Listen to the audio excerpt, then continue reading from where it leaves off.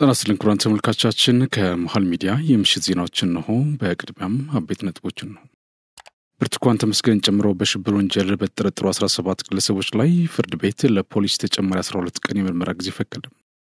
የኢንተርኔት አጠቃቀም በየቀኑ እየጨመረ በሄደበት በዚህ ዘመን ከዚህ ጋር ተያይዞ የሚመጡ ስጋቶችን እየተስፋፋ መሆኑ ተገልጿል። በተለይ ለቴሌግራም ተጠቃሚዎች መልእክት ተላልፏል። በዝርዝር እንመለከተዋለን። የኢትዮጵያ ኦርቶዶክስ ተዋሕዶ ቤተክርስቲያን በቅድስት ቤተክርስቲያን ላይ በወንጀል የሚያስጠይቅ ድርጊት ፈጽመዋል ያለቻቸውን አቶ ጽጌ ስጦታውና አቶ ሚስጥረ መዝገቡ የተባሉ ግለሰቦች ተጠርጥረው በሕግ ቁጥጥር ስር መዋላቸውን አሳወቀች። ከውጭ ቻይና ከአሜሪካ በሚገቡ ሸቀጦች ላይ የጣለችውን ቀረጥ ወደ 125% አሳደገች። በቻይናና በአሜሪካ መካከል ያለው የንግድ ጦርነትም ተባብሶ ቀጥሏል። በዚህ ጉዳይ ላይ ዝርዝር መረጃ ይዘናል። ክቡራን ተመልካቾቻችን ከመሃል ሚዲያ እነዚህና ሌሎችም ዜናዎች ይዘን ቀርበናል። ካፍታ በኋላ እንመለሳለን።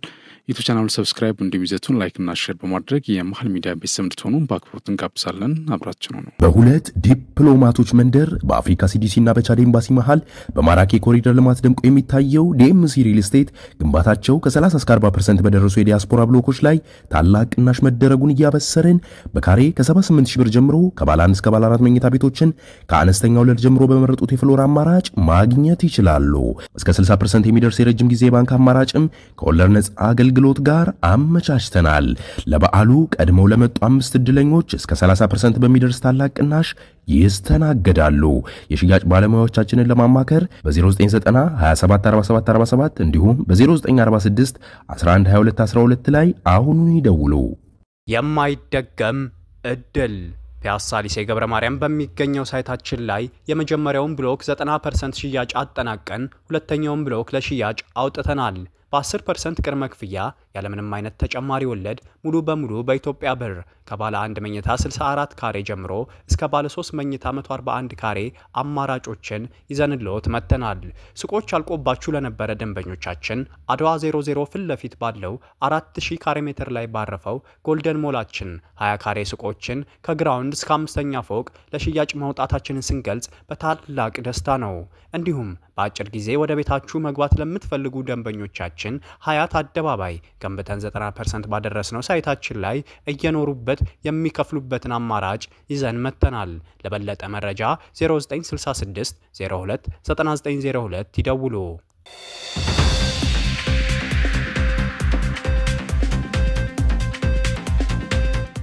በቅድሚያም ብርቱካን ተመስገን ጨምሮ በሽብር ወንጀል በተጠረጠሩ 17 ግለሰቦች ላይ ፍርድ ቤት ለፖሊስ ተጨማሪ 12 ቀን የምርመራ ጊዜ ፈቀደ።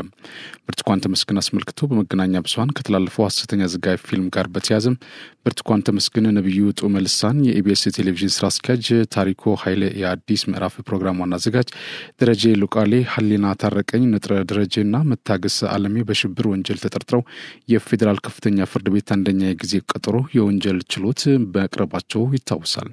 በተጠርጣሪዎቹ ላይም የሽብር ወንጀል ስልጣንን በኃይል ለመያዝ የጦር መሳሪያ በመታጠቅ በህገወጥ መንገድ በመደራጀት በአማራ ክልል አንዳንድ አካባቢዎች እየተንቀሳቀሰ ከሚገኘው ጽንፈኛና ጸረ ሰላም ቡድን አመራሮች ጋር በጥቅም በመመሳጠር መንግስት የህዝብ ተቀባይነት እንዲያጣና ዓለም አቀፍ ተጽዕኖ እንዲደረግበት በማሰብ ተዋደውና ተከባብረው በሚኖሩ ብሔሮች ብሔረሰቦችና ህዝቦች መካከል ቅራኔ በመፍጠርና ወደ ግጭት እንዲገቡ ለማድረግ በውጭ ሀገር ከሚገኝ ጸረ ሰላም የቡድን አመራሮች ጋር በተለያየ መገናኛ ዘዴዎች በመገናኘትና ተልዕኮ በመቀበል የስራ ባህሪያቸውን እንደ መልካም አጋጣሚ መጠቀም የሚሉ የምርመራ የጥርጣሬ መነሻዎች ለችሎቱ ቀርበዋል።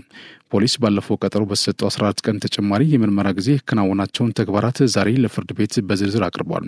በዚህ መሰረት በተጠርጣሪዎች ላይ ከተቋማት የተለያዩ መረጃዎችን መሰብሰብና ምስክሮችን የማሰማት ስራ ማከናወኑን ለችሎቱ አብራርቷል። የምርመራ ስራውን በሰውና በሰነድ ማስረጃ በስፋት ለማጣራት ቀሪ ፎሬንሲክና የቴክኒክ ምርመራዎችን ለማጠናቀቅ እንዲቻል 14 ተጨማሪ ቀናት ይፈቀድልኝ ሲል ፍርድ ቤቱ ዛሬ ጠይቋል። የተከሳሽ ጠበቃዎች በበኩላቸው ተጠርጣሪዎቹ ቋሚ አድራሻ ያላቸውና መረጃም የማያጠፉ መሆናቸውን ጠቅሰው የዋስትና መብታቸው ሊከበር ይገባል ሲሉ ተከራክረዋል። ፖሊስም ተጠርጣሪዎቹ የዋስትና መብት ቢፈቀድላቸው መረጃ ሊሰውሩ እንደሚችሉና ምስክሮችንም በጥቅም በመደለል ሊያሸሹብኝ ይችላሉ ሲል ተቃውሟል። የፌዴራል ከፍተኛ ፍርድ ቤት ልደታ ምድብ አንደኛ ጊዜ ቀጠሮ ችሎትም ፖሊስ ቀሪ ስራዎችን እንዲያጠናቅቅ ተጨማሪ 12 የምርመራ ቀናት ፈቅዷል ሲል መረጃው አመላክቷል። የኢትዮጵያ ኦርቶዶክስ ተዋሕዶ ቤተክርስቲያን በቅድስት ቤተክርስቲያን ላይ በወንጀል የሚያስጠይቅ ድርጊት ፈጽመዋል ያለቻቸውን አቶ ጽጌ ስጦታውና አቶ ሚስጥረ መዝገቡ የተባሉ ግለሰቦች ተጠርጥረው በሕግ ቁጥጥር ስር መዋላቸው አስታወቀች። የቤተክርስቲያኗ የሕግ ባለሙያዎች አብይ ኮሚቴ ራሳቸውን መርጌታ ጽጌ ስጦታውና መርጌታ ሚስጥረ መዝገቡ ብለው የሚጠሩ ግለሰቦች በቅድስት ቤተክርስቲያናችን ስርዓት እምነት ላይ በወንጀል የሚያስጠይቅ ድርጊት ፈጽመዋል በሚል ተጠርጥረው የወንጀል አቤቱታ አቅርቦባቸዋል ሲል አሳውቋል።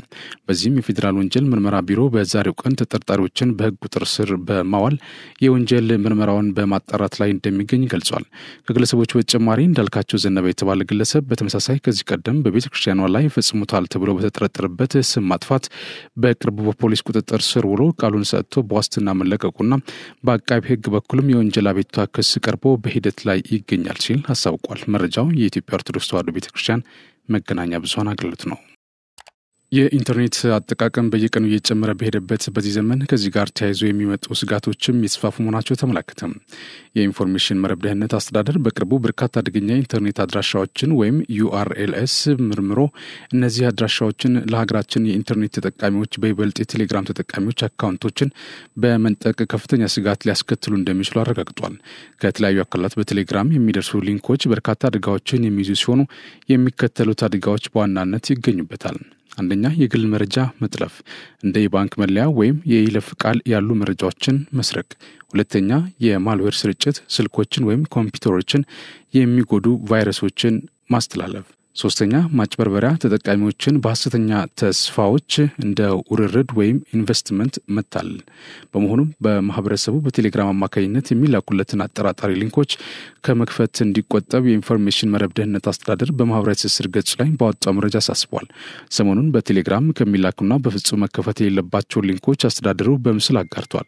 ከዚህ ጋር በተያያዘ በቴሌግራም አጠራጣሪ የሆኑ ሊንኮች ካጋጠሙ ለኢንፎርሜሽን መረብ ደህንነት አስተዳደር በኢሜይል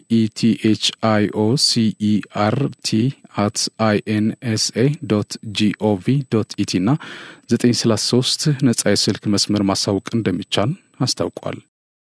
የኢትዮጵያ አየር ኃይል የመከላከያ ልዕልናን የላቀ ብቃት ማሳያ እንዲሁም የሪፎርም ስኬት ማረጋገጫ ነው ሲሉ የፌዴራል መከላከያ ሚኒስትር ኢንጂነር አይሻ ገለጹ። ሚኒስትሯ ኢንጂነር አይሻ መሐመድ ይህንን የገለጹት በዛሬው ዕለት በፌዴራል አየር ኃይል በመገኘት ባደረጉት የመስክ ምልከታ ላይ ሲሆን ተቋሙ ያስመዘገባቸውን ስኬቶችን አድንቀዋል። የኢትዮጵያ አየር ኃይል ብቃቱን ለማላቅ ያከናወናቸውን ተግባራት ለማስቀጠልና ለማጽናትም ሚኒስቴሩ ድጋፉን አጠናክሮ እንደሚቀጥል ያረጋገጡት ሚኒስትሯ አየር ኃይሉ ብቃቱን ለማሳደግና ለማላቅ በቴክኖሎጂ እድገትና የማያወላውር ቁርጠኝነት ሀገራዊ ግዴታውን በመወጣት ረገድ እያሳየ ያለው ብቃት በተምሳሌትነት የሚጠቀስ ነው ብሏል። አየር ኃይሉ በተለይም የጥገና ወጪን በማዳንና በራስ አቅም ለመስራት የሄደባቸው ርቀቶች የሀገርን ሀብት በከፍተኛ መጠን በማዳን ተጨባጭ ውጤቶችን ያስገኘ ነው ሲሉ ገልጸዋል። ኢንጂነር አይሻ የተቋሙን መሰረተ ልማቶች በማዘመንና ዓለም አቀፍ ደረጃውን የጠበቀ እንዲሆን ለማድረግ የተሰሩ ያሉ የልማት ስራዎችን በስኬት የሚጠቀሱ መሆናቸውን የተቋሙ ዝግጁነትና ስትራቴጂካዊ እድገት የበለጠ ለማረጋገጥና ለማጽናትም ሚኒስቴሩ ድጋፉን እንደሚያጠናክርም ቃል ገብቷል። የአየር ኃይል ዋና አዛዥ ሌተናል ጀነራል ይልማ መርዳሳ በኩላቸው አየር ኃይሉ በሰው ኃይል በጥገናና በመሰረተ ልማት ግንባታዎች ዘርፍ የደረሰበትን ደረጃ ለማስመልከት ገለጻ ያደረጉ ሲሆን የሚኒስቴሩን ድጋፍ የሚሹ ጉዳዮችን በማቅረብ ውይይት ተካሂዶባቸዋል። የናይጄሪያ ወታደራዊ ልዑካን ቡድን የመከላከያ አዛዥነትና ስታፍ ኮሌጅን እንዲሁም የመከላከያ ሰላም ማስከበር ማዕከልን ጎበኙ። ቡድኑ በመከላከያ አዛዥነትና ስታፍ ኮሌጅ ጉብኝት ሲያካሂድ አዛዥ ብርጋዴር ጀነራል ሙልጌታ አምባቸውን ገለጻ አድርገውላቸዋል። የልዑካን ቡድኑ ትምህርታዊ ጉብኝት ዋና ዓላማ ኢትዮጵያና የኢትዮጵያ መከላከያ ሰራዊት ለቀጠናዊ መረጋጋትና ጠንካራ የጸጥታ ተቋማት በመፍጠር ረገድ እየሰሩ ያሉትን ስራዎች ለመገንዘብና የሰራዊቱ አመራሮች የአቅም ግንባታ ማዕከል ለማሳደግ የተሰሩ ያሉ ተቋማዊ ስራዎች ተንተርሶ ተሞክሮ ለመውሰድ መሆኑን ተመላክቷል። የቡድኑ መሪ ሜጀር ጀነራል ደሂሩ ንሳኑን በበኩላቸው አዛዥነትና ስታፍ ኮሌጅ እስከዛሬ ለኢትዮጵያና ለአፍሪካ ሀገሮች ብቁ አመራር በመፍጠር የሚጫወተው ሚና ከፍተኛ መሆኑን ገልጸው የኢትዮጵያና የናይጄሪያ ዲፕሎማሲያዊ ግንኙነት ወታደራዊ ትብብር ረጅም ዓመታትን ያስቆጠረ መሆኑን ተናግሯል። በተመሳሳይ በሜጀር ጀነራል ዳህሩ ሳኑሲ የተሰማራው ወታደራዊ ልዑካን ቡድን የመከላከያ ሰላም ማስከበር ማዕከልን የጎበኘ ሲሆን ማዕከሉ ስለሚያከናውነው አጠቃላይ ስራ አጭር ማብራሪያ ተደርጓል። የመከላከያ ሰላም ማስከበር ማዕከል ዘመቻ ክትትልና ስምሪት መምሪያ ኃላፊ ብርጋዴር ጀነራል መኮንን አስፋው ሁለቱ ሀገራት የረጅም ጊዜ ዲፕሎማሲያዊ ግንኙነት እንዳላቸው ገልጸው ኢትዮጵያ የሰላም ማስከበር ተልዕኮን በስልጠናና በስትራቴጂ በመከወን ሽብርተኝነትና ጽንፈኝነትን በመጋፈጥ ከፍተኛ ሚና እየተወጣች ትገኛለች ብሏል። ዛሬ የተደረገው ጉብኝት የጋራ ትብብርን የሚያጠናክር ወታደራዊ እውቀትና ልምድ ለመለዋወጥና በጋራ ለመስራት በር የሚከፍት መሆኑን ጄኔራል መኮንኑ ገልጸዋል። የደቡብ ወሎ ዞን የኩታበር ወረዳ ነዋሪዎች ለጸጥታ መዋቅሩ ቤተሰቦች ያደረጉትን ድጋፍ ያስረክቡት የሰሜን ምስራቅ እዝ ኮር አዛዥ ብርጋዴር ጀነራል ዘውዱ ሰጣርጌ ድጋፍ ማህበረሰቡ ለጸጥታ መዋቅሩ ያለውን አጋርነት የሚያሳይ ከመሆኑን ባሻገር ችግራቸውን የሚያቃልል ነው ሲሉ ተናገሩ። የጸጥታ መዋቅሩ የቀጠናውን ሰላም ለማስጠበቅ ከሰራዊት ጎን በመሰለፍ ከፍተኛ መስዋዕትነት እየከፈለ መሆኑን የገለጹት ብርጋዴር ጀነራል ዘውዱ ማህበረሰቡ የጸጥታ መዋቅር አባላትን ቤተሰብ ለመደገፍ ምንጊዜም ከጎናቸው መሰለፍ አለበት ነው ያሉት። ሰራዊቱ በተሰማራበት ቀጠና የአቅም ደካሞችን ቤት በመስራትና አዝመራቸውን በመሰብሰብ ህዝባዊነቱ እያስመሰከረ መሆኑን ገልጸው በቀጣይ የጸጥታ መዋቅሩን ቤተሰቦች ማገዝ ላይ ትኩረት ተደርጎ ይሰራል ሲሉ ተናግረዋል። የኩታበር ወረዳ ምክትል አስተዳዳሪ አቶ ጀማል ይመር ሰላም ወዳዱ የደቡብ ወሎ ዞን ህዝብ ባሳለፍናቸው ግዳጆች ያለውን የመረጃ ትስስር በማጠናከር ያደረገውን ተሳትፎ ለተገኘው አንጻራዊ ሰላም ወሳኝ ሚና ነበረው። አሁንም ላይ የጸጥታ መዋቅሩን ቤተሰቦች ማገዝ ላይ እያደረገ ያለውን ርብርብ አጠናክሮ ይቀጥላል ሲሉ ተናግረዋል። የኢትዮጵያ ህዝብ ቁጥር እያደገ ነው። የዓለም የንግድ እንቅስቃሴ የተለዋወጠና ስጋት የተደነቀነበት ነው። የሰላም የደህንነትና የተሰሚነት ጉዳዮችም ከባህር በር ጋር እየተሳሰሩ መጥተዋል። ከዚህ መነሻነት የባህር በር ለኢትዮጵያ የምርጫ ጉዳይ ሳይሆን አማራጭ የሌለው የህልውና ጥያቄ ነው የሚሉት የህዝብ ተወካዮች ምክር ቤት አባልና የውሃ መስኖና ቆላማ አካባቢዎችና አካባቢ ልማት ጉዳዮች ቋሚ ኮሚቴ አባል ወይዘሮ ወርቅነሽ ጀማል ዓለም አቀፍ ህጋቶች እንደሚያስቀምጡት ኢትዮጵያ እንደማንኛውም በዓለም ላይ እንዳሉ ሀገራቶች በአቅራቢያው ያሉትን የተፈጥሮ ሀብቶች በጋራ የመጠቀም መብት እንዳላት ይገልጻሉ። ኢትዮጵያ ከዚህ ቀደም የባህር በር ቢኖራትም በታሪክ አጋጣሚ በተከሰቱ ስህተቶች ምክንያት የባህር በር አጣለች። በታሪክ አጋጣሚ የጣችውን የባህር በር ልታገኝ የምትችልበት ዓለም አቀፍ አሰራሮች ስላሉ የባህር በር ጥያቄ ምላሽ እንዲያገኝ በትኩረት መስራት ከሁሉም ዜጋ ይጠበቃል ሲሉ ተናግረዋል። ኢትዮጵያ በሰላማዊና በፍትሃዊነት መንገድ የባህር በር ተጠቃሚ ልሁን የሚል ጥያቄ ማንሳቷ ወቅታዊና ተገቢ ነው የሚል ሀሳብ እንዳላቸው አመላክተው በሰጥቶ መቀበል መርህና በሰላማዊ መንገድ የባህር በር ተጠቃሚ ለመሆን መስራት እንደሚገባም ነው የተናገሩት። ወይዘሮ ወርቅነሽ እንደሚሉት ኢትዮጵያ ብዙ እቃዎችና ሸቀጦችን ከውጭ ሀገራት የምታስገባና በርካታ ህዝብ ካሏቸው ሀገራት አንዷ እንደመሆኗ የባህር በር ጥያቄ አንገብጋቢ ጉዳይ ነው ብሏል። ኢትዮጵያ ኢኮኖሚዋ የሚመነደገው ደህንነቷ የሚረጋገጠው ተሰሚነቷ የሚጨምረውና ሁለንተናዊ ብልጽግናዋ የሚረጋገጠው ከሌሎች ሀገራት ጋር በንግድ በልማትና በኢንቨስትመንት በትብብር ሲሰራ ነው። በተለይ በባህር በር ጥያቄ ምላሽ እንዲያገኝ ከጎረቤት ሀገራት ጋር መተባበር ቀዳሚው ጉዳይ መሆኑን አንስተዋል። የውጭ ጉዳይ ፖሊሲያችን የሚያተኩረው በቅድሚያ ከጎረቤት ሀገራት ጋር በጋራ መስራት ላይ ነው ያሉት ወይዘሮ ወርቅነሽ በጋራ በመሆን አካባቢን ማልማት ከተቻለ ጠንካራ ምስራቅ አፍሪካ አለፍ ሲልም ጠንካራ አህጉር መፍጠር እንደሚቻል ጠቁመዋል። ወይዘሮ ወርቅነሽ እንደሚገልጹት የባህር በር የሸቀጥ ንግድ ከማሳለጥ የባህር ኃይል ከማደራጀት ቴክኖሎጂዎችንም ከማምጣት የስራ ዕድል ከመፍጠርና ከሌሎች በርካታ ነገሮች አንጻር ለኢትዮጵያ ትልቅ ጠቀሜታ አለው። ኢትዮጵያ በሰላማዊ አማራጭ የባህር በር ማግኘት አለብኝ የሚል አቋም ይዛ እየሰራች መሆኑን የሚደገፍ እንቅስቃሴ መሆኑን አመላክቷል። ከዚህ ቀደም የባህር በር ጥያቄ ማንሳት እንደ ነውር የሚታይበት ጊዜ ነበር የሚሉት ወይዘሮ ወርቅነሽ ነገር ግን የአሁኑ ትውልድ ኢትዮጵያ የባህር በር ይገባታል ብሎ ጥያቄውን አነስቷል። ጥያቄው ለቀጣዩ ትውልድ የሚጠቅምና አንዱ የታሪካችን አካል እንደሆነም ነው የገለጹት። ትውልዱ ጥያቄው በሰላማዊ መንገድ ምላሽ እንዲያገኝ የትም ቦታ ሲሄድ ለሀገሩ አምባሳደር ሆኖ የባህር በር ለኢትዮጵያ ምን ያህል አስፈላጊ እንደሆነ ማስረዳት እንደሚኖርበት አስገንዝበዋል።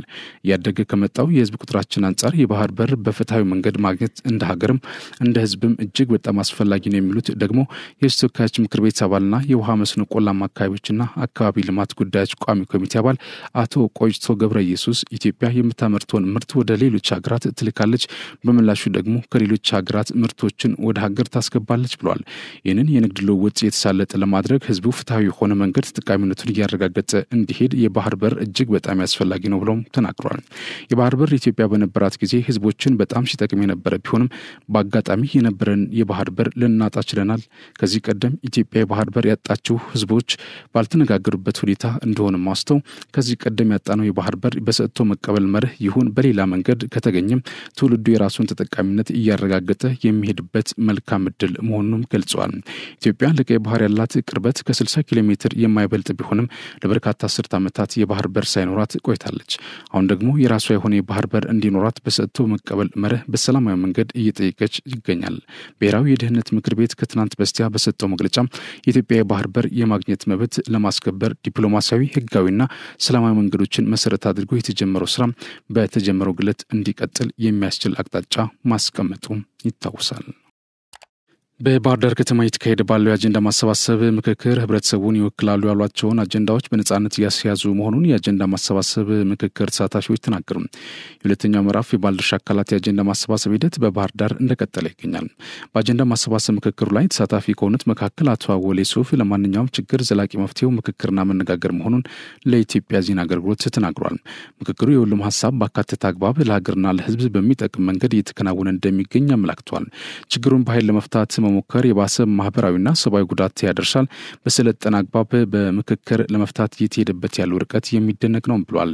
እየተከናወነ ባለው የአጀንዳ ማሰባሰብ ሂደትም የክልሉ ህብረተሰብ የሚያነሷቸውን ችግሮች ይወክላሉ ያሏቸውን አጀንዳዎች በነጻነት ያስያዙ እንደሆነም ተናግሯል። በሚቀርቡ አጀንዳዎችም በቀጣይ ለሀገሪቱም ሆነ ለክልሉ ዘላቂ መፍትሄ ያስገኛል የሚል እምነት እንዳላቸው አብራርቷል። ሌላው ተሳታፊ ገብሬ ዘገየ በበኩላቸው ችግሮችን ሁሉ መፍታት የሚቻለው በምክክርና በመነጋገር ነው ብሏል። በምክሩ ሀሳባቸውን በነጻነት ያቀረቡ እንደሆነ ጠቅሰው የቀረቡ ባሉ አጀንዳዎችም ዘላቂ መፍትሄ ይገኛል የሚል እምነት እንዳላቸው ተናግረዋል። የትኛውም ችግር የሚፈታውና ውጤታማ የሚሆነው በምክክር ነው ያሉት ደግሞ ሌላው ተሳታፊ አቶ ጸጋይ ዮሐንስ ናቸው። በአጀንዳ ማሰባሰብ ሂደቱ ለሀገርም ሆነ ለክልል የሚበጀው ሀሳብ ነጻና ዲሞክራሲያዊ በሆነ መንገድ እያንሸራሸሩ አጀንዳዎችን እያስያዙ መሆኑን ገልጿል። በባህር ዳር ከተማ እየተካሄደ ባለው የአጀንዳ ማሰባሰብ የመጀመሪያ ምዕራፍ 270 ወኪሎች የተመረጡ ሲሆን በሁለተኛው ምዕራፍም ለሀገራዊ ምክክር ጉባኤው የሚሳተፉ ወኪሎች ይመረጣሉ። የጸረ አበረታች ቅመሞች ምርመራና ቁጥጥር በሁሉም አትሌቶች ላይ ሊተገበር ነው ተባለም። ሁሉም የኢትዮጵያ አትሌቶች በማንኛውም ውድድር ላይ ከመሳተፋቸው በፊት አበረታች ቅመሞች መውሰድ አለመውሰዳቸውን ለማረጋገጥ ትኩረት ሰጥቶ የምርመራው አካል ሊሆኑ እንደሚገባ የኢትዮጵያ ጸረ አበረታች ቅመሞች ባለስልጣን የኢትዮጵያ አትሌቲክስ ፌዴሬሽን ገለጹ።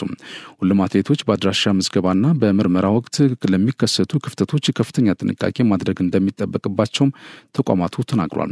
የኢትዮጵያ ጸረ አበረታች ቅመሞች ባለስልጣንና የኢትዮጵያ አትሌቲክስ ፌዴሬሽን ታላላቅ አትሌቶችና የዓለም አትሌቲክስ ኢንቴግሪቲ ዩኒቲ ተወካዮች በተገኙበት በአበረታች ቅመሞች ክትትልና ቁጥጥር ዙሪያ ውይይት ተደርጓል። መጋቢት 7 ቀን 2017 ዓ.ም በተካሄደው ውይይትም ቀደም ሲል በዋናነት ለትራክና ለሜዳ ተግባራት ትኩረት ይሰጥ እንደነበረ፣ ሆኖም ከ2017 የውድድር ዘመን ጀምሮ ግን በሁሉም ክፍላት አህጉሮች በሚደረጉ ማናቸውም ውድድሮች በተለይም የጎዳና ላይ ውድድሮች ትኩረት መደረጉን ዘገባው አመላክተዋል። ቀጠናዊ ችግሮችን ለመፍታት አካታች የሆነ ፖለቲካዊ መፍትሄና የተቀናጀ ጥረት አስፈላጊ መሆኑን የውጭ ጉዳይ ሚኒስትር ዶክተር ጌዲዮን ጢሞቴዎስ ገለጹ። ሚኒስትሩ ከአውሮፓ ህብረት የአፍሪካ ቀንድ ልዩ መልእክተኛ ዶክተር አኔት ዌቤር ጋር በሁለትዮሽና ቀጠናዊ ጉዳዮች ዙሪያ በጽህፈት ቤታቸው ተወያይተዋል። ሚኒስትሩ በውይይቱ ላይ ቀጠናዊ ችግሮችን ለመፍታት አካታች የሆነ ፖለቲካዊ መፍትሄ እንዲሁም የተቀናጀ ጥረት አስፈላጊ መሆኑን አመላክቷል። ከዚህ አንጻር ኢትዮጵያ የአውሮፓ ህብረትን ጨምሮ ከሌሎች ባለድርሻ አካላት ጋር በትብብር መስራቷን አጠናክራ እንደምትቀጥል አረጋግጧል። ልዩ መልእክተኛዋ ዶክተር አኔት ወቤር በበኩላቸው ኢትዮጵያ በቀጠናው ያሉ ችግሮችን ለመፍታት እየተጫወተች ያለውን አዎንታዊ ሚና በማድነቅ በቀጣይ የበለጠ ተቀራርበው ለመስራት ያላቸውን ቁርጠኝነት መግለጻቸውን የውጭ ጉዳይ ሚኒስቴር መረጃ አመላክቷል። ሁለተኛው የአፍሪካ የአየር ንብረት ለውጥ ጉባኤ ውጤታማ በሆነ መልኩ ለማካሄድ የሚያስችል ዝግጅት እየተደረገ መሆኑን የፕላንና ልማት ሚኒስቴር አስታወቀም። የፕላንና ልማት ሚኒስቴር ዶክተር ፍጹም አሰፋና የውጭ ጉዳይ ሚኒስትሩ ዶክተር ጌዲዮን ጢሞቴዎስ ከአፍሪካ ህብረት የግብርናና ገጠር ልማት ኮሚሽነር ሞሴስ ቭላኪቲ ጋር ኢትዮጵያ የምታስተናግደውን ሁለተኛውን የአፍሪካ የአየር ንብረት ለውጥ ጉባኤን በተመለከተ ተወያይቷል። በውይይቱ ጉባኤው የአፍሪካ የአየር ንብረት አጀንዳ ተጨባጭ ለውጥ እንዲያመጣ ለማስቻል እንደሚሰራ ተገልጿል። ሁለቱ ወገኖች ጉባኤው ትርጉም ያለው እንዲሆን ለማድረግ በቅንጅትና በትብብር በመስራት ተስማምተዋል። ጉባኤው በአህጉሪቱ ዘላቂ እድገት እንዲመጣ ብሎም የአየር ንብረት ለውጥ ጫናን ለመቀነስ የሚያስችል ስራ ለመስራት ወሳኝ መሆኑን ተመላክቷል። እንዲሁም የአየር ንብረት ለውጥ የሚያስከትለውን ጫና ለመቋቋም በህብረቱ የአህጉሪቱን ድምጽ ለማሰማት ጉባኤው የጎላ ሚና እንዳለው ነው የተጠቆመው። ሁለተኛው የአፍሪካ ህብረት ጉባኤ በመጪው መስከረም በአዲስ አበባ የሚካሄድ መሆኑን የፕላንና ልማት ሚኒስቴር መረጃ አመላክቷል። የኢትዮ ኮደርስ ኢኒሼቲቭ ስልጠና ወጣቶች በዲጂታል ስነ ምህዳር ውስጥ በንቃት እንዲሳተፉ የሚያስችል ክህሎትና እውቀት የሚያስገኝ መሆኑን የኢኖቬሽንና ቴክኖሎጂ ሚኒስቴር ገለጸ። የኢኖቬሽንና ቴክኖሎጂ ሚኒስትር ዴኤታ ዶክተር ይሽሩን አለማየሁ የኢትዮ ኮደርስ ኢኒሼቲቭ ስልጠና ወጣቶች በዲጂታል ኢኮኖሚ ውስጥ ንቁ ተሳታፊ እና አምራች እንዲሆኑ የሚያስችላቸውን ክህሎት የሚያገኙበት መንገድ እንደሆነ ተናግሯል። ስልጠናው ለወጣቶች አዳዲስ እድሎች እንዲፈጠርላቸውና ሀገሪቱ በቴክኖሎጂው ዘርፍ ወደፊት እንድትራመድ እያደረገ እንደሚገኝም ጠቁሟል። ወጣቶች የኮዲንግ ክህሎት ሲኖራቸው ሰፊ ወደ ሆነው የዲጂታል ዓለም በመቀላቀል በቀጣይ ሀገርን በሚጠቅም በርካታ መተግበሪያዎችን በራሳቸው ማልማት እንዲችሉ መንገዱ መውሰዱን የሚያመቻች እድል እንደሆነም ገልጿል። የ5 ሚሊዮን ኮደርስ ስልጠናን ከ580 ሺህ በላይ ሰልጣኞች እየተከታተሉ እንደሚገኙና ከ180 ሺህ በላይ ዜጎች ስልጠናውን በማጠናቀቅ ዓለም አቀፍ የምስክር ወረቀት መውሰዳቸው ተመላክቷል። ባለፉት 7 ዓመታት በትምህርት ፍትሃዊነት ምዘናና ፈተና አስተዳደር ላይ ለውጥ ማምጣት መቻሉን የትምህርት ምዘናና ፈተናዎች አገልግሎት አስታወቀ። የትምህርት ምዘናና ፈተናዎች አገልግሎት ዋና ዳይሬክተር ዶክተር እሸቱ ከበደ እንዳሉት ባለፉት 7 ዓመታት በተለይ በፈተና አስተዳደር ላይ መሰረታዊ ለውጥ ማምጣት ተችሏል ብለዋል። ለውጡ ኩረጃን ከማስቀረት ባሻገር ፈተናን ባልተገባ መንገድ ሲጠቀሙበት የቆዩ አካላትን መቆጣጠር አስችሏል ነው ያሉት። ከለውጡ በፊት የነበረው የፈተና አሰጣጥ የፈተና አስተዳደሩ ላይ ጫና ከመፍጠሩም ባለፈ በሀገር ተረካቢ ዜጎች ላይ ስነ ልቦና ጫና ሲፈጠር መቆየቱን ነው የጠቆሙት። በተለይ ከ2014 እስከ 2016 ዓ.ም ኩረጃን ከመቆጣጠር አኳያ ለውጥ መታየቱን አስታውቋል። በአሁኑ ወቅት የፈተና አሰጣጥና የምዝገባ ሂደት በቴክኖሎጂ መደገፉ ተስፋ ሰጪ ውጤቶች እንዲመዘገቡ ማስቻሉም ጠቅሷል። በዚህም ለህትመት ለተማሪዎችና ለመምህራን የሚከፈሉ የተለያዩ ወጪዎችን መቀነስ መቻሉ ነው ያነሱት። በተጨማሪም የፈተና ውጤትን በወቅቱ ለመግለጽና ቅሬታዎችን በፍጥነት የሚያቀርቡበትን አካሄድ ተግባራዊ ማድረግ አስችሏል ብሏል። ለውጡ በትምህርት ምዘና ላይ በተመረጡ የክፍል ደረጃዎች ተማሪዎች በስርዓተ ትምህርቱ የተቀመጡትን አጥጋቢ የመማር ብቃቶችን እንዲይዙ አድርጓል ነው ያሉት። የኢትዮጵያ መምህራን ማህበር ፕሬዚዳንት ዶክተር ዮሐንስ በንቲ በበኩላቸው ከለውጡ ዓመታት በኋላ በፈተና አሰጣጡ ላይ ለውጥ ማስመዝገብ መቻሉን ተናግሯል። በተለይም ከፈተና አስተዳደርና ምዘና አኳያ የተከናወኑ ማሻሻያዎች ተማሪዎች ቀደም ብለው ለፈተና በአግባቡ እንዲዘጋጁ እያደረገ መሆኑን ገልጿል። ከለውጡ ዓመታት በፊት በተለይም ኩረጃ እንደ ባህል የሚታይበት ወቅት እንደነበር አስታውሰው የተከናወኑ ማሻሻያዎች በእውቀት የሚተማመኑ ትውልድ ለማፍራት የራሳቸውን አስተዋጽኦ እንዳላቸው ጠቅሷል። የትምህርት ጥራትን ለማምጣት ፈተና እንደ አንድ ግብዓት የሚታይ ነው ያሉት ፕሬዚዳንቱ በለውጡ የተከናወኑ ተግባራት ተማሪዎች በአግባቡ ትምህርታቸውን እንዲከታተሉ የሚያደርግ እንደሆነም ተናግሯል። የትምህርት ምዘናና ፈተናዎች አገልግሎት ከ1938 ዓ.ም ጀምሮ የ34 ሚሊዮን ተፈታኝ ተማሪዎችን መረጃ አደራጅቶ ማስቀመጡ ተገልጿል። በአፍሪካ ቀንድ ዘላቂ ሰላም የቀጠናው ተዋንያን ዓለም አቀፍ አጋሮችና ጠንካራ ትብብር የላቀ ሚና እንደሚጫወት የምስራቅ አፍሪካ የልማት በይነ መንግስታት ባለስልጣን ኢጋድ ዋና ጸሐፊ ዶክተር ወርቅነህ ገበየሁ ገለጹ። አራተኛው የአንታሊያ ዲፕሎማሲ ፎረም በተከፋፈለው ዓለም የዲፕሎማሲን ሚና ዳግም ወደ ነበረበት መመለስ በሚል ርዕስ ዛሬ በቱርኪዬ መካሄድ ጀምሯል።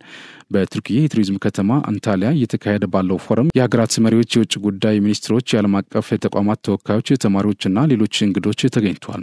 ከፎረሙ ጎን ለጎን የአፍሪካ ቀንድ የጂኦፖለቲካ አዝማሚያን የተመለከተ የከፍተኛ ባለስልጣናት የጎንዮሽ መድረክ ተካሂዷል። የምስራቅ አፍሪካ የልማት በይነ መንግስታት ባለስልጣን ኢጋድ ዋና ጸሐፊ ዶክተር ወርቅነህ ገበየሁ በውይይቱ ላይ ተሳትፈዋል። ዋና ጸሐፊ በማህበራዊ ትስስር ገጻቸው ላይ ባሰፈሩት መልእክት የአፍሪካ ቀንድ በጋራ እሴቶች፣ ባህሎችና ህልሞች የተጋመደ ቀጠና መሆኑን በውይይቱ ላይ ማንሳታቸውን ገልጿል። የጋራ ትስስር በቀጠናው ተዋንያን ዓለም አቀፍ ጠንካራ ትብብር ለእርቅና ለግጭት መፍቻ መንገድ መጠቀም እንደሚገባም አመላክቷል። ለዚህም የአንታሊያ ዲፕሎማሲ ፎረም ቀጠናዊ ጉዳዮችን ጨምሮ ወቅቱን የጠበቀ የምክክርና ዲፕሎማሲያዊ ትስስር አማራጭ መሆኑን ተናግሯል። ዋና ጸሐፊው የቱርኪ ፕሬዚዳንት ሬሲፕ ጣይብ ኤርዶጋን ለኢጋድና ለአባል ሀገራት እያደረጉ ላለው ያልተቋረጠ ድጋፍ አመስግነዋል። አራተኛው የአንታሊያ ዲፕሎማሲ ፎረም እስከ ሚያዝያ 5 ቀን 2017 ዓ.ም እንደሚቆይ ተመላክቷል።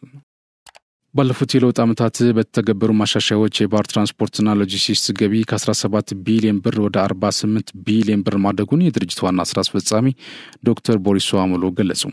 ሀገር በቀል የኢኮኖሚ ማሻሻያዎች የድርጅቱን አቅም በከፍተኛ ሁኔታ አሻሽሎታል ብሏል። የተቋሙን አሰራር ይበልጥ ሊያቀላጥፉ የሚችሉ ግልጽ ፖሊሲና ስትራቴጂዎች ተግባራዊ መደረጋቸውን ለውጤታማነቱ ሚና እንደነበራቸውም ጠቁሟል። የባህር ትራንስፖርትና ሎጂስቲክስ ዋና ስራ አስፈጻሚ ዶክተር ቦሪሶ አሞሎም ከኢትዮጵያ ዜና አገልግሎት ጋር በነበራቸው ቆይታ ተቋሙ ከሀገራዊ ለውጡ በፊት በቂ የፖሊሲ ድጋፍ ያልነበረውና ችግር ውስጥ የቆየ እንደነበር አስታውሰዋል። የነበሩ የአሰራርና የአደረጃጀት ክፍተቶችም ተቋሙ ለሀገር ምጣኔ ሀብት የሚጠበቅበትን ድርሻ እንዳያበረከት አድርጎት መቆየቱን ገልጿል። ሀገራዊ ለውጡን ተከትሎ በተደረጉ የኢኮኖሚ ማሻሻያ እርምጃዎች የብሔራዊ ሎጂስቲክስ ካውንስል እንዲቋቋም መደረጉን ጠቁሞ ተቋሙ አሰራሩን ይበልጥ ሊያቀላጥፉ የሚችሉ ግልጽ ፖሊሲና ስትራቴጂዎች ተዘጋጅተው ተግባራዊ መደረጋቸውን ተናግረዋል። በሀገር በቀል የኢኮኖሚ ማሻሻያው ተግባራዊ የተደረጉት የለውጥ ስራዎች ተቋሙ ከነበረበት ኪሳራ ወጥተው ትርፋማ እንዲሆን ማስቻላቸውንም አብራርቷል። ድርጅቱ በ350 ወደቦች የባህር ትራንስፖርትና ሎጂስቲክስ አገልግሎት የሰጠ መሆኑን ገልጸው ዓመታዊ ገቢው ከለውጥ ወዲህ ከነበረበት 17 ቢሊዮን ብር ወደ 48 ቢሊዮን ብር ማደጉን አነስተዋል። ድርጅቱ ለሀገር የኢኮኖሚ እንቅስቃሴ የሚያበረክተው ሚና እያደገ መምጣቱን ጠቁሞ የአፈር ማዳበሪያ በወቅቱ ወደ ሀገር ውስጥ እንዲገባ የተሳለጠ አገልግሎት እየሰጠ መሆኑን ተናግረዋል። በርካታ የጭነት አገልግሎት እየሰጠ መሆኑን ጠቁሞ በተከታታይ ዓመታት እድገት እያስመዘገበ መምጣቱን አብራርተዋል። የሎጂስቲክስ አገልግሎት ለሀገር ኢኮኖሚ እድገት ወሳኝ መሆኑን ያነሱት ዋና ስራ አስፈጻሚው ለግል ኦፕሬተሮች የሚሰጡ ፈቃዶችም ተወዳዳሪና ቀልጣፋ አገልግሎት ለመስጠት ያስችላል ብለዋል። የቴክኖሎጂና የእውቀት ችግር ለመፍጠር እንደሚረዳም እንዲሁ ተናግረዋል። ድርጅቱ ደንበኞች ባሉበት ቦታ ሆነው በዲጂታል የታገዘ አገልግሎት እንዲያገኙ የሚያደርግ አሰራር መዘርጋቱም አመላክተዋል። ታላቁ የኢትዮጵያ ህዳሴ ግድብ የምስራቅ አፍሪካ ቀጠናን የኢኮኖሚ ትስስርን ለማጎልበት የጎላ ሚና እንደሚኖረው የውጭ ጉዳይ ኢንስቲትዩት ምክትል ስራ አስፈጻሚ አቶ በረከት ድሪባ ገለጹ። የውጭ ጉዳይ ኢንስቲትዩት ምክትል ስራ አስፈጻሚ አቶ በረከት ድሪባ እንዳሉት ታላቁ የኢትዮጵያ ህዳሴ ግድብ የልማት እድሎችን በማሳደግ ኢኮኖሚያዊ መነቃቃትና ውህደትን ያሳልጣል ብሏል። ግድቡ የቀጠናውን ኢኮኖሚያዊ ትስስር ወደ ላቀ ደረጃ ለማሸጋገር በተለይም ኤሌክትሪክ ኃይል መሰረተ ልማት ዝርጋታን ለማሻሻል የሚረዳ ወሳኝ ፕሮጀክት መሆኑን ጠቅሷል። ግድቡ የተሻሻለ የኃይል አቅርቦትን በማጎልበት የቀጠናውን ውህደት ለማፋጠን የሚረዳ ሲሆን የሚያመነጨው የኤሌክትሪክ ኃይል ለአካባቢው ሀገራት የትብብርና የልማት እድሎች እንደሚከፍትም ጠቅሷል። ግድቡ የኢትዮጵያ ቀጠናዊ በኃይል ለማስተሳሰር እያደረገች ያለውን ኢኮኖሚያዊ ትስስር የሚያሳድግና ተጠቃሚ የሚያደርግ መሆኑን አስረድቷል። የግድቡ ግንባታ መጠናቀቅ በቀጠናው ማኑፋክቸሪንግ ዘርፍ የኢንቨስትመንት አማራጭን ሊጨምር እንደሚችል አንስቷል። የግድቡ ግንባታ በቀጠናው የኤሌክትሪክ ኃይል እጥረትን በመቅረፍ ለኢንዱስትሪ ልማት ምቹ እድል ይዞ ከመምጣት ባለፈም የሀገር ውስጥና የውጭ ባለሀብቶችን ለመሳብ እንደሚረዳም ነው የተናገሩት። የግድቡ ግንባታ የቀጠናውን ሀገራት የመልማት አቅማቸውን እንዲጠቀሙ በማድረግም ኢኮኖሚያቸውን ለማሳደግ ሊጠቀሙበት እንደሚችሉም እንዲሁም በዚህም በአካባቢ ያሉ ጎረቤት ሀገራት የኢትዮጵያን የልማት ስራዎች በመደገፍ የጋራ ተጠቃሚነታቸውን እንደሚያሳድግ ያላቸውን ተስፋ ገልጸዋል። በዋናነትም ከግድቡ የሚገኘው የኤሌክትሪክ ኃይል ምርትና ስርጭትን ለቀጠናው የጋራ ተጠቃሚነት ከማምጣት ባለፈ ኢኮኖሚውን ለማሳደግ እንደሚረዳም ተናግሯል። ኢትዮጵያን ጨምሮ በአካባቢው ያሉ ጎረቤት ሀገራት ያላቸውን እምቅ የማልማት አቅም በመጠቀም ቀጠናውን ለማዋሃድ ሊጠቀሙበት እንደሚገባም ተመላክቷል። ባለፉት 9 ወራት ከ1.9 ሚሊዮን በላይ ለሚሆኑ ወጣቶች ቋሚ ስራ ዕድል መፍጠሩን የኦሮሚያ ክልል ስራ ዕድል ፈጠራና ክህሎት ቢሮ አስታወቀ። የቢሮ ምክትል ኃላፊ አቶ ዋሲሁን ጎልጋ እንደገለጹት በክልሉ በክህሎት የሚመራና ቀጣይነት ያለው የስራ ዕድል ለመፍጠር በትኩረት የተሰራ ነው። ባለፉት 9 ወራት ከ1.9 ሚሊዮን በላይ ለሚሆኑ ስራ ፈላጊዎች ቋሚ የስራ ዕድል መፍጠር መቻሉን አስረድተዋል። በተጨማሪም ብቁ የሰው ኃይል ለማፍራት ለ244 ሺህ አዳዲስና ነባር ሰልጣኞች ብቃትና ጥራት ያለው ስልጠና እየተሰጠ መሆኑን ገልጸዋል። በሌላ በኩል በአጫጭር ስልጠና ከ2.3 ሚሊዮን በላይ ስራ ፈላጊዎች በማሰልጠን ወደ ስራ እንዲሰማሩ ማድረግ ተችሏል ነው ያሉት። ከ65 ሺህ ሄክታር በላይ መሬት 5702 ሼዶች እና ከ5.8 ቢሊዮን ብር በላይ ብድር ለኢንተርፕራይዞች እንደተሰራጨ መጠቆማቸውን የቢሮው መረጃ አመላክተዋል። በሀገር አቀፍ ደረጃ ለመጪው የትንሳኤ በዓል በቂ የምርትና አቅርቦት መዘጋጀቱን የኢትዮጵያ ህብረት ስራ ኮሚሽን አስታወቀም። የኮሚሽኑ የህዝብ ግንኙነት ኃላፊ ጫልቱ ታምሩ እንደተናገሩት የገበያ ሰንሰለቱ ወጥነት ያለው ህጋዊና የህብረተሰቡን ተጠቃሚነት ያረጋገጠ ለማድረግ ኮሚሽኑ የተለያዩ የአሰራር ስርዓቶችን ተግባራዊ እያደረገ ይገኛል ብሏል። አርሶ አደሩ ምርቱን በቀጥታ የሚያስረክብበት የህብረት ስራ ማህበራትና ዩኒየኖችን በስፋት ማቋቋም፣ የገበያ ትስስር መፍጠርና ዘርፉን ከህገወጥ ነጋዴዎችና ደላሎች እንዲጠበቅ ማድረግ ለአብነት አነስቷል። በዚህም ማህበረሰቡ በተመጣጣኝ ዋጋ ጥራታቸውን የጠበቁ ምርቶችን እንዲያገኙ በማድረግ የኑሮ ውድነቱ እንዳይባባስ ማድረግ መቻሉን ተናግሯል። ለዘንድሮ የፋሲካ በዓል የምርት እጥረት እንዳይከሰት እየተሰራ መሆኑን ጠቁሞ በዚህም የግብርና ምርቶች፣ የኢንዱስትሪ፣ የእንስሳትና የእንስሳት ተዋጽኦ ምርቶችን በበቂ ሁኔታ ለማቅረብ ዝግጅት መደረጉንም ገልጿል። ይህም ግብይቱ የተረጋጋ እንዲሆንና የምርት እጥረት እንዳይከሰት በማድረግ ረገድ ጉልህ አስተዋጽኦ እንደሚኖረው ጠቁሟል። የሎሚ አዳማ ገበሬዎች ህብረት ስራ ዩኒየን እና የመቂ ባቱ አትክልትና ፍራፍሬ አምራቾች ህብረት ስራ ዩኒየን ለበዓሉ ያደረጉትን ዝግጅት አስመልክቶ ቅኝት ተደርጓል። ዩኒየኖቹ በሰብል ምርቶች፣ በቁም እንስሳት፣ በዶሮ፣ በአትክልትና በፍራፍሬ እንዲሁም በሌሎችም ለበዓሉ በቂ ምርት ለማቅረብ መዘጋጀታቸውን ጠቁሟል። የሎሚ አዳማ የገበሬዎች ህብረት ስራ ዩኒየን ምክትል ስራ አስኪያጅ አቶ ካሳይ ቸሩ በዚህ ወቅት እንዳሉት ለበዓሉ እሴት የተጨመረባቸውን የሰብል ምርቶች ማለትም ጤፍ፣ ስንዴ፣ ባቄላና ሌሎችም ማቅረባቸውን ተናግሯል። በተጨማሪም የቁም እንስሳትና በዶሮ በቂ አቅርቦት እንዲኖርና የአምራችና ሸማቹን በቀጥታ በማገናኘት የተረጋጋ ገበያ እንዲኖር እየሰራ መሆኑን ተናግሯል። የመቂ ባቱ አትክልትና ፍራፍሬ አምራቾች ህብረት ስራ ዩኒየን ምክትል ስራ አስኪያጅ አቶ አሸናፊ ሮባ በኩላቸው ዩኒየኑ ለፋሲካ በዓል በቂ የአትክልትና ፍራፍሬ ምርቶች አቅርቦት እንዲኖር መዘጋጀቱን ተናግሯል። ለፋሲካ በዓል ሁሉንም የምርት አይነቶች በኤግዚቢሽንና ባዛሮች እንዲሁም በመሸጫ ሱቆች በማቅረብ ህብረተሰቡ ተጠቃሚ ለማድረግ እየተሰራ መሆኑን ተመላክተዋል። በሁለት ዲፕሎማቶች መንደር በአፍሪካ ሲዲሲና በቻድ ኤምባሲ መሃል በማራኪ ኮሪደር ልማት ደምቆ የሚታየው ዲኤምሲ ሪል ስቴት ግንባታቸው ከ30 እስከ 40% በደረሱ የዲያስፖራ ብሎኮች ላይ ታላቅ ቅናሽ መደረጉን እያበሰርን በካሬ ከ78000 ብር ጀምሮ ከባለ 1 እስከ ባለ 4 መኝታ ቤቶችን ከአነስተኛ ወለል ጀምሮ በመረጡት የፍሎር አማራጭ ማግኘት ይችላሉ። እስከ 60% የሚደርስ የረጅም ጊዜ ባንክ አማራጭም ከወለድ ነጻ አገልግሎት ጋር አመቻችተናል። ለበዓሉ ቀድመው ለመጡ 5 እድለኞች እስከ 30% በሚደርስ ታላቅ ቅናሽ ይስተናገዳሉ። የሽያጭ ባለሙያዎቻችንን ለማማከር በ0990 274747 እንዲሁም በ0946 112212 ላይ አሁኑን ይደውሉ። የማይደገም እድል ፒያሳ ሊሴ ገብረ ማርያም በሚገኘው ሳይታችን ላይ የመጀመሪያውን ብሎክ 90% ሽያጭ አጠናቀን ሁለተኛውን ብሎክ ለሽያጭ አውጥተናል።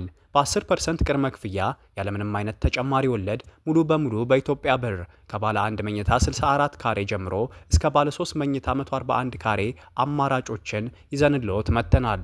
ሱቆች አልቆባችሁ ለነበረ ደንበኞቻችን አድዋ 00 ፊት ለፊት ባለው 4000 ካሬ ሜትር ላይ ባረፈው ጎልደን ሞላችን 20 ካሬ ሱቆችን ከግራውንድ እስከ 5ኛ ፎቅ ለሽያጭ ማውጣታችንን ስንገልጽ በታላቅ ደስታ ነው።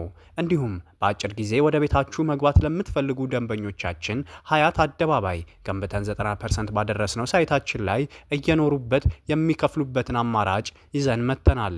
ለበለጠ መረጃ 0966 02 9902 ይደውሉ። ይህ ዜና በቀጥታ የምትላለፍላችሁ ከመሃል ሚዲያ ነው። ወደ ዜና አልፋለሁ። ቻይና ከአሜሪካ በሚገቡ ሸቀጦች ላይ የጣለችውን ቀረጥ ወደ 125% አሳደገች። በቻይናና በአሜሪካ መካከል ያለው የንግድ ጦርነት ተባብሶ ቀጥሏል። ከዚህ ቀደም ብሎ የአሜሪካው ፕሬዝዳንት ዶናልድ ትራምፕ በቻይና ላይ የጣሉትን የታሪፍ ጭማሪን ተከትሎ ቻይና ከአሜሪካ በሚገቡ ምርቶች ላይ የ84% ታሪፍ መጣሏን ይፋ ማድረጓ ይታወሳል። ቤጂንግ እዚህ ውሳኔ ላይ የደረሰችው ትራምፕ በቻይና ላይ የጣሉትን ታሪፍ ወደ 145% ከፍ ካደረጉ በኋላ ነው። የትራምፕ ታሪፍ ጭማሪ የአሜሪካ የአክሲዮን ወይም ስቶክ ገበያ እንዲዋዥቅ ምክንያት ሆኗል። አሜሪካና ቻይና እንዳቸው በሌላቸው ላይ የሚጥሉትን ታሪፍ ከፍ በማድረግ እርስ በርስ የታሪፍ ፉክክር ውስጥ መግባታቸው አስጊ መሆኑን የምጣኔ ሀብት ባለሙያዎች ተናግረዋል። ፕሬዚዳንት ጂ ጂንፒንግ የአውሮፓ ህብረትም ከቻይና ጎን በመቆም የአሜሪካን የምጣኔ ሀብት ጭቆና እንዲታገል ጠይቀዋል። በታሪፍ ጦርነት ማንም አሸናፊ አይሆንም ብሏል። ትራምፕ ግን ከቤጂንግ ጋር ድርድር በማድረግ ለሁለቱም ሀገራት የሚጠቅም ስምምነት ላይ እንደሚደርሱ ተስፋ ያደርጋሉ። ይህ የንግድ ጦርነት የተጋጋለ ሂዶ የምጣኔ ሀብት ድቀት ያስከትላል የሚል ስጋትም ተፈጥሯል። ትራምፕ ከፍተኛ ታሪፍ በጣለባቸው ሀገራት ላይ የተላለፈው ውሳኔ ተፈጻሚነት ለ90 ቀናት እንዲዘገይ መወሰናቸው ይታወሳል። 60 የሚደርሱ ሀገራት ላይ የተጣለው ቀረጥ ተፈጻሚ መሆን በጀመረ በሰዓታት ውስጥ ነው ትራምፕ ያልተጠበቀ የፖሊሲ ለውጥ በማድረግ የከፍተኛው ታሪፍ ተፈጻሚነት እንዲዘገይ ውሳኔ ያሳለፉት። በዚህ መሰረትም ከሀገራቱ ጋር የሚደረገው ድርድር እንዲቀጥልና ሁሉም ሀገራት የሚከፍሉት ዝቅተኛ የሆነውን 10% ቀረጥ እንዲሆን ተደርጓል። የትራምፕ ታሪፍ በዓለም አቀፍ ገበያ ትልቅ የሚባል ለውጥ ያመጣ ሲሆን ባለፈው ሳምንት ወርቅ ታይቶ በማይታወቅ ሁኔታ ዋጋው በከፍተኛ ሁኔታ ጨምሯል። ተንታኞች እንደሚሉት ቻይናና አሜሪካ የገፉበት የታሪፍ ጦርነት በሁለቱም ሀገራት ንግድ ላይ መዋዠቅ ሊያስከትል የሚችልበት እድል ሰፊ ነው። ፕሬዚዳንት ጂ ጂንፒንግ ከሌሎች ፕሬዚዳንት ትራምፕን ከሚነቅፉ ሀገራት ጋር ውይይት እያደረጉ ነው። ከስፔን ጠቅላይ ሚኒስትር ጋር ከተወያዩ በኋላ የአውሮፓ ህብረት እንዲደግፋቸውም ጥሪ አቅርበዋል። በቀጣይ ሳምንት ካምቦዲያ፣ ቪየትናምና ማሌዥያን ይጎበኛሉ ተብሎ ይጠበቃል። የሆንግ ኮንግ የአክሲዮን ገበያ ዛሬ 8.5% አሽቆልቁሏል። የአሜሪካ የንግድ ዘርፍ ተወካይ ጄምስን ገሪር በበኩላቸው አሜሪካ የንግድ ዘርፉ ውስጥ የተለያዩ አማራጮችን ማቅረብ አለባት ብለው ከቻይና በሚገቡ ምርቶች ላይ ብቻ መታመን አደገኛ ነው ሲሉ ገልጿል። የፈረንሳይ ጠቅላይ ሚኒስትር ፍራንኮይስ ባሩ በበኩላቸው ቻይና አሜሪካን በንግድ አጋርነት ልትተካ እንደምትችልና ይህም አስፈሪ እንደሆነ ተናግሯል። የአውሮፓ ህብረት በአንድነት እንዲቆም ጠይቋል። የአየርላንድ የገንዘብ ሚኒስትር ፖስካል ዶንሆ በዓለም ገበያ ለውጥ እያየን ነው ብለዋል። ከአውሮፓ ህብረት የፋይናንስ ሚኒስትር ጋር በፖላንድ መዲና ዋርሶ ከተገናኙ በኋላ የአውሮፓ ህብረትና የዩሮን ዋጋ ለማስጠበቅ በጋራ መቆም አለብን ሲሉ ተናግሯል። ባለፉት ቀናት የአሜሪካ ዶላር ዋጋ በገበያው ላይ በ3 ዓመታት ውስጥ ባልታየ መጠን ቀንሷል። ከሌሎች ሀገራት መገበያያ ገንዘቦች አንጻር ዶላር ዋጋው ቀንሶ መታየቱም ዘገባው አመላክቷል። ፕሮግራም ተመልካቾቻችን ከመሃል ሚዲያ ለሰዓቱ ያዝናቸው ዜናዎች እነዚህ ናቸው። ስለተከታተላችሁ እናመሰግናለን። ቀሪቶች ይቀጥላሉ። በእኔ በኩል ጨርሻለሁ። በያላችሁበት ሰላም ነው። የማይደገም እድል ፒያሳ ሊሴ ገብረ ማርያም በሚገኘው ሳይታችን ላይ የመጀመሪያውን ብሎክ 90% ሽያጭ አጠናቀን ሁለተኛውን ብሎክ ለሽያጭ አውጥተናል። በ10% ቅድመ ክፍያ ያለምንም አይነት ተጨማሪ ወለድ ሙሉ በሙሉ በኢትዮጵያ ብር ከባለ 1 መኝታ 64 ካሬ ጀምሮ እስከ ባለ 3 መኝታ 141 ካሬ አማራጮችን ይዘንልዎት መጥተናል። ሱቆች አልቆባችሁ ለነበረ ደንበኞቻችን አድዋ 00 ፊት ለፊት ባለው 4000 ካሬ ሜትር ላይ ባረፈው ጎልደን ሞላችን 20 ካሬ ሱቆችን ከግራውንድ እስከ 5ኛ ፎቅ ለሽያጭ ማውጣታችንን ስንገልጽ በታላቅ ደስታ ነው። እንዲሁም በአጭር ጊዜ ወደ ቤታችሁ መግባት ለምትፈልጉ ደንበኞቻችን ሀያት አደባባይ ገንብተን 90% ባደረስነው ሳይታችን ላይ እየኖሩበት የሚከፍሉበትን አማራጭ ይዘን መጥተናል። ለበለጠ መረጃ 0966 02 9902 ይደውሉ።